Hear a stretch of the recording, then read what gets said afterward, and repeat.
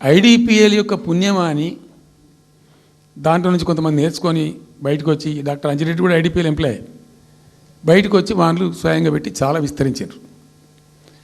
చాలా అంటే చాలా విస్తరించారు. ఆయన దగ్గర అంజిరెడ్డి దగ్గర పనిచేసిన కూడా బయటకు వచ్చి వాళ్ళు పెట్టుకొని వాళ్ళు విస్తరించారు. ఇట్లా ఏమైపోయింది, Hyderabad has become a medical hub, pharma hub. ఒక ఆయన వచ్చి నాకు డబ్బులు బాగున్నాయి కాబట్టి నేను 10,000 కోట్లు పెట్టి పరిశ్రమ పెడతాను, నడవది ఎడబడతా అంటే పెడతా అంటే దానికి ఎక్కువ కావాలి. అంటే ఆ ఎంప్లాయీస్, ఆ టెక్నీషియన్స్, ఆ కథా కార్ఖానా ఎక్కడైతే ఉంటుందో అక్కడ సక్సెస్ అవుతుంది. అది అట్లా ఏమైంది, ఫార్మా యొక్క ఎక్కువ బిల్డ్ అయింది హైదరాబాద్లో. ఫార్మా యొక్క ఎక్కువ బిల్డ్ అయిన ద్వారా చాలా ఇబ్బడి ముగ్గడిగా కంపెనీలు వచ్చినాయి ఇక్కడ. అసలు 1/3 వరల్డ్కు మన జినోమ్ వ్యాలీ నుంచే వ్యాక్సిన్ సప్లై అవుతుంది. ఇలా 1/3 of the world Hyderabad genome valley నుంచే వ్యాక్సిన్ సప్లై అవుతుంది. అట్లా ఎప్పుడో ఉన్న బయాలజికల్ ఈవెంట్స్ ఆ రాజుగారు స్థాపించారు ఆ కాలం 104 సంవత్సరాల క్రితం నిజాం పీరియడ్లో. అట్లాంటి కంపెనీలు వస్తూ వస్తూ వస్తూ వస్తూ వస్తూ Hyderabad has become a best destination for pharma. అయితే ఏమవుతుంది, ఆ రసాయనిక వ్యర్థాలు ఏవైతే ఉంటాయో అవి కొద్ది కారకాలు ఉంటాయి, ఇబ్బందులు కలిగిస్తాయి. మన హుస్సేన్ సాగరే కాలుష్యమయమైపోయి గబ్బు వాసన వచ్చే పరిస్థితి ఉండేది, మనం అందరం కూడా చూసినాం. సో దీని నుంచి హైదరాబాద్ బయటపడాలి. ఫార్మా వదులుకుందామా, వదులుకోవద్దు. మరి ఏం చేయాలా? ఒక 4 టీములు తింపిందండి నేను ప్రపంచవ్యాప్తంగా. ఐఏఎస్ అధికారుల బృందాలు.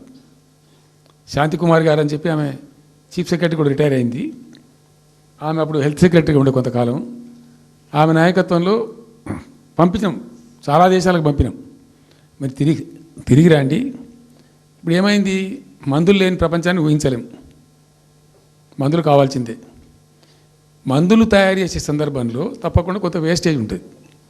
ఆ వేస్టేజ్ని ఎట్లా మేనేజ్ చేయాలి అని తెలివి కావాలి.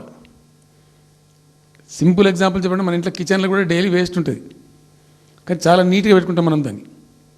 ఆ వేస్ట్ని డిస్పోజ్ చేస్తాం, కిచెన్లోనే ఉంచితే చచ్చిపోతాం కాబట్టి ఆ భయానికి క్లీన్ పెట్టుకుంటాం, మన ఓన్ కిచెన్ కాబట్టి. ఎగ్జాక్ట్లీ ఎట్లయితే కిచెన్ క్లీన్ పెడతారో వాటిని కూడా అట్లా క్లీన్ పెట్టాలి. అది ఒక ఫార్మా కంపెనీ ముందు నుంచి మనం పోతున్నాం అనుకోండి, మన దగ్గర అయితే వాసన వస్తుంది, మనకు తెలుస్తుంది ఇదేదో మెడిసిన్ తయారు చేసే కంపెనీ అని.